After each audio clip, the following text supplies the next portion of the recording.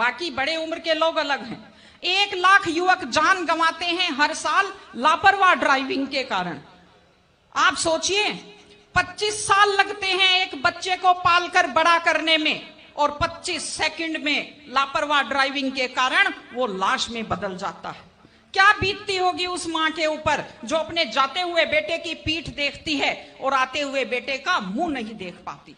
आप लोग क्या सोचते हैं, अगर आप अपनी पावर दिखाना चाहते हैं तो मिल्खा सिंह की तरह तेज दौड़िए, या कि आप नीरज चोपड़ा की तरह, देवेंद्र झाझड़िया की तरह आप तेज भाला फेंकिए मोटरसाइकिल का कान मरोड़ने में, या तेज गति से कार भगाने में कोई बहादुरी नहीं होती। अगर आप सोचते हैं कि आप बड़े हैंडसम और डैशिंग दिखते हैं तेज गाड़ी भगाते हुए, आप डैशिंग हैंडसम नहीं दिखते, आप लापरवाह दिखते हैं, आप बेपरवाह दिखते हैं, आप बेवकूफ दिखते हैं।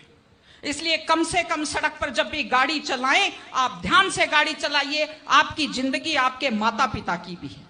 एक छोटी सी चीज और कहना चाहती हूं, हमारे बुजुर्ग हमें जब पालते हैं, जो लोग खेती से बच्चों को पढ़ाते हैं, जो लोग छोटी आमदनी में बच्चों को पढ़ाते हैं, उनकी पूरी उम्र खप जाती है अपने बच्चों की जिंदगी बनाने में।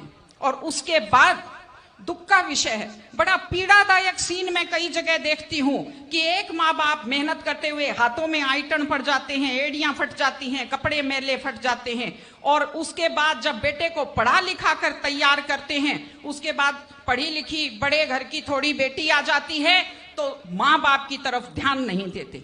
आज हमारे 60-70% घरों में हालत यह है कि बुजुर्गों को रोटी तो मिल रही है लेकिन इज्जत से रोटी नहीं मिल रही।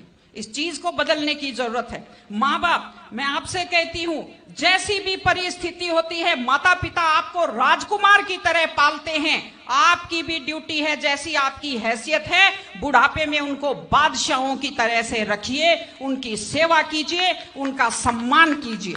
इस तरह से माता पिता की सेवा कीजिए। वो अपनी जिंदगी आपके लिए कुर्बान कर देते हैं। और माताएं बहनें बैठी हैं, एक छोटी सी लास्ट बात जो मैं कह रही हूं, बेटियों को समझदार बनाइए, बेटियों को बेटा मत बनाइए, क्योंकि बेटे तो लापरवाह होते हैं।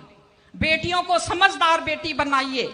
जब वो घर से बाहर जाती है तो उसको समझाइए कि वो साथ अपने घर की इज्जत लेकर के जाती है। बेटियों को समझाइए कि कैसे लोग मीठी मीठी बातों का जाल लेकर शिकारियों की तरह से घूमते हैं। और अपनी बेटी को संस्कार दीजिए कि वो जिस घर में जाए अपने सास ससुर की सेवा करे। आजकल मैंने नया ट्रेंड देखा है, बेटियां माँ मम्मी की तो बहुत चिंता करती है लेकिन सास की चिंता नहीं करती हैं।